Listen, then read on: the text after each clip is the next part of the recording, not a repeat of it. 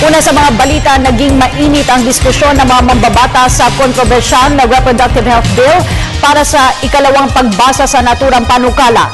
At kung sakaling may posibleng pagbotohan na rin umano ito para sa ikatlo at huling pagbasa ngayong araw. Para sa detalye narito si Bianca Piedad via phone patch mula sa Senado. Bianca?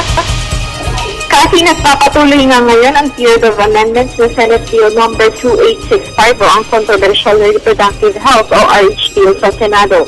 Binigyang pagkakataon si Senate Majority Floor Leader Senador Tito Soto na ipresenta ang kanyang mga amyenda sa naturang panukala na karamihan ay tinanggap naman ng principal sponsor ng RH Bill na si Senador Pia Cayetano. Kabilang na dito ang pagpapatanggal ni Soto sa World Health Organization o WHO bilang reference ng ilang probisyon tungkol sa nasabing bill.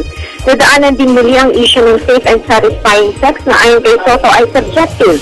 Sa kabila ng mahabang listahan na amyenda ni Soto, kumpiyansa si Santiago na may 11 to 13 ng mga senador ang malamang na pumabor sa second reading ng RH Bill.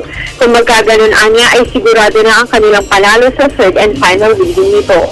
Ang matunog na boboto pabor ng RH Bill ay sina Senador Miriam Santiago, Pia Cayetano, Panfilo Lacson, Alan Cayetano, Serge Osmeña, Kiko Panglinan, Loren Legarda, Franklin Drilon, TG Gingona at Bongbong Marcos.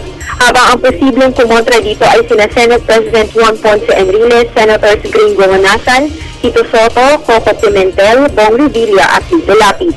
Samantala ang hindi pa sigurado na ilang senador ay sina Senate President Pro Tempore Senador Jinggoy Estrada, Senador Edgardo Angara, Chis Escudero, Joker Arroyo, Manny Villar, Antonio Trillanes at Ralph Recto.